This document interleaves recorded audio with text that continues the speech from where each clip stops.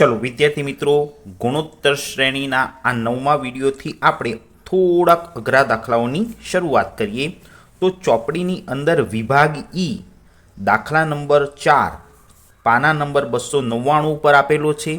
आ दाखलानी रकम कंईक आ रीतनी छे कि गुणोत्तर श्रेणीनुं प्रथम पद जो y लख्युं छे, आ गुणोत्तर श्रेणीनी रकम ज आ रीतनी छे, y लख्युं छे। बीजुं पद y/3 लख्युं અને ત્રીજું પદ y/9 લખ્યું છે અને પાછળ એક શરત લખી છે કે જ્યાં y ગ્રેટર ધેન 0 એટલે yની કિંમત એ 0 કરતાં મોટી છે ના પ્રથમ 5 પદોનો સરવાળો જો 121 હોય તો yની કિંમત શોધો।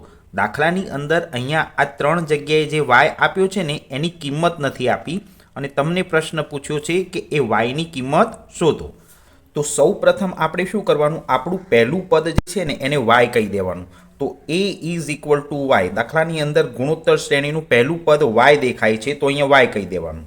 હવે એનો r શોધવો હોય ને તો બીજા પદને આ પહેલા પદ વડે ભાગી નાખવાનું। તો r is equal to t2/t1 એટલે y/3 અને આ જે પદ છે ને પહેલું પદ એ નીચે લખી દેવાનું, y/1 લખ્યું છે। હવે આ 1 ખાલી લખવા ખાતર લખ્યું છે, પરીક્ષામાં ન લખો તો પણ ચાલે, એટલા માટે લખ્યું છે કે ગણતરી સરળ બને। તો જો આ બીજું પદ ફરી બતાવી દઉં, આ બીજું પદ મેં ઉપર લખી દીધું અને પહેલું પદ મેં નીચે લખી દીધું। હવે અહીં નિયમ લગાવવાનો, અંશનો છેદ એ છેદમાં લઈ જવાનો અને છેદનો છેદ અંશમાં લઈ જવાનો, એટલે આ એક ઉપર લઈ જવાના અને આ 3 અહીં નીચે લાવી દેવાના। હવે આની પોઝિશન પ્રમાણે સાદુરૂપ આપીએ તો આ y અને y કટ થઈ જશે એટલે જવાબ આવશે 1/3। તો r ની કિંમત 1/3। દાખલાની અંદર સૌપ્રથમ a ની કિંમત મળી ગઈ y અને r ની કિંમત મળી ગઈ 1/3। હવે તમને કહે છે કે પ્રથમ 5 પદોનો સરવાળો, પ્રથમ 5 પદો એટલે n ની વેલ્યુ 5 અને એનો સરવાળો એટલે sn ઇઝ ઇક્વલ ટુ 121 હોય તો તમારે y ની કિંમત શોધવાની છે। દાખલાની અંદર sn આપ્યો છે, n આપ્યો છે, પહેલું પદ y આપ્યું છે અને એની r ની કિંમત મળી ગઈ। તો તમારે આ બધી જ કિંમતોને સૂત્રમાં મૂકી અને એનું સાદુરૂપ આપવાનું છે।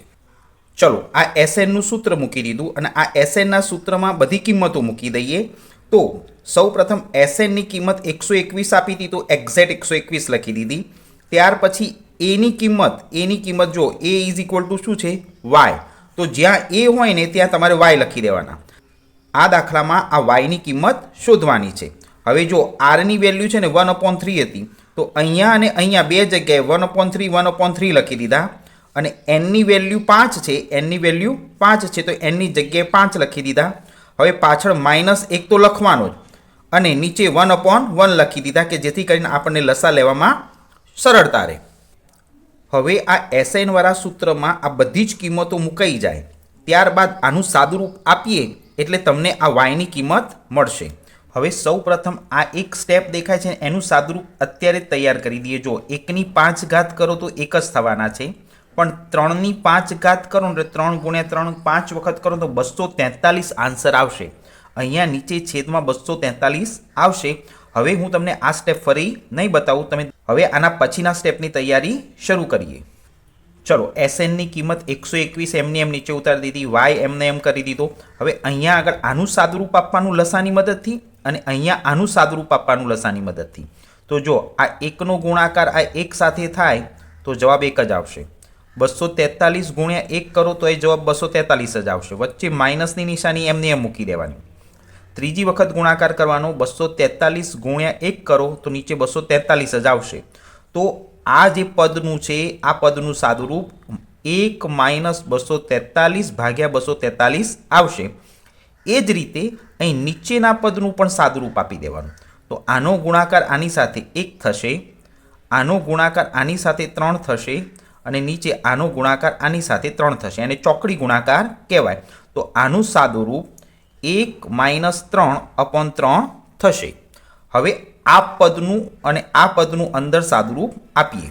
243 - 1 કરો ને તો -242 આવશે અને છેદમાં 243 એમને એમ મૂકી દેવાના, એટલે ઉપરનું પદ હવે આ રીતે લખાશે અહીં -3 છે ને એમાંથી એક બાદ કરો એટલે -2 વધે અને /3, તો આનો જવાબ -2/3 આવશે. આ 121 એમના એમ આગળ ખેંચવાના.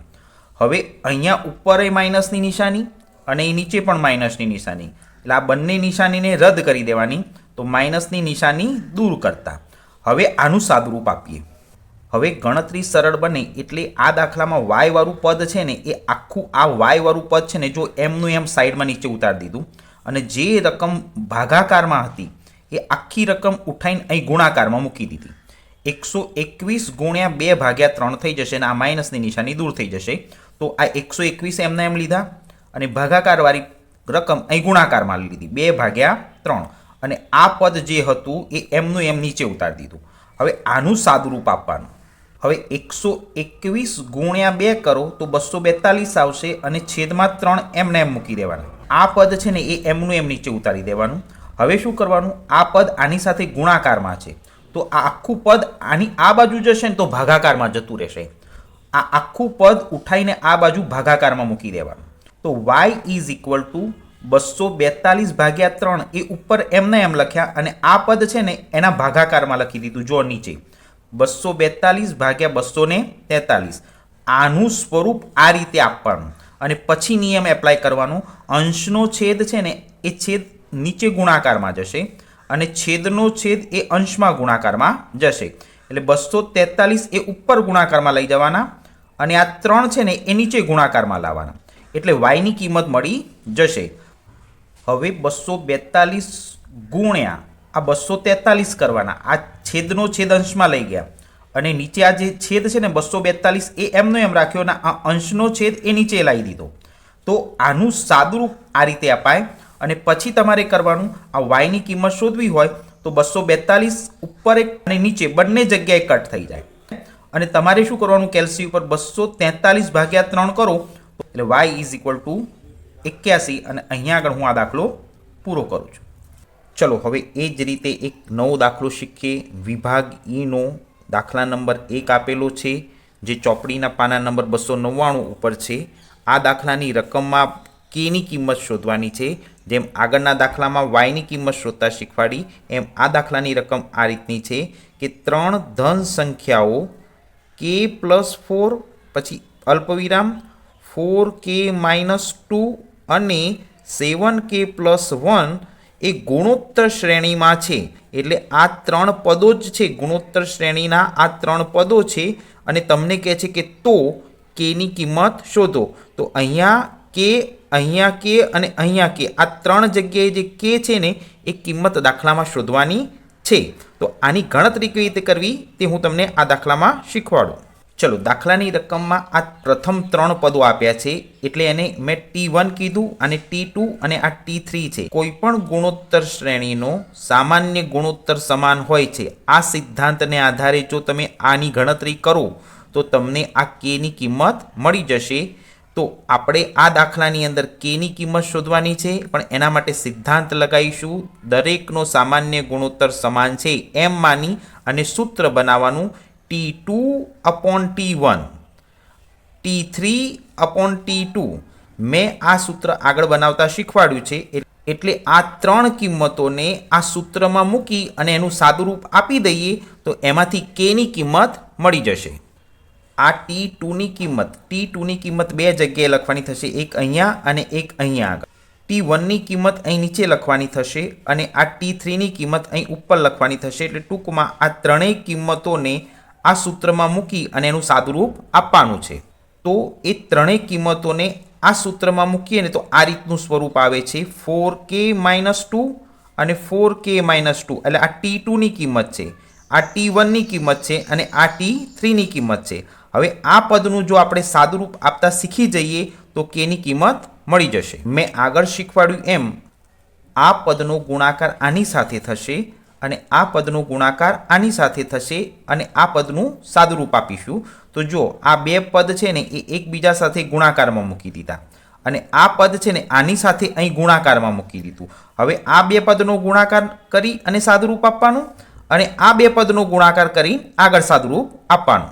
હવે આ બે પદનો ગુણાકાર કરતા તો જો સૌપ્રથમ આ પદનો ગુણાકાર હું આ પદ સાથે કરું તો ચોખ્ખું ચોખ્ખું 16 થયા તો 16 મૂકી દીધા. કેનો ગુણાકાર કે સાથે થાય ને તો કે સ્ક્વેર થાય. હવે એ જ રીતે હું આ જ પદનો ગુણાકાર આ -2 સાથે કરું તો 4 દુ 8 થશે, પણ -8 કે આવશે કારણ કે એક પ્લસ છે અને એક માઇનસ છે એટલે -8 કે આવશે. હવે એ જ રીતે આ પદનો ગુણાકાર હું આ પદ સાથે કરું તો આ માઇનસ છે એટલે 8 કે આવશે. અને અહીં ધ્યાન રાખજો આ માઇનસ છે અને આ પદ પણ માઇનસ છે. માઇનસ માઇનસનો ગુણાકાર થશે તો પ્લસ થઈ જશે તો 2 દુ 4 એ 4 પ્લસમાં આવશે.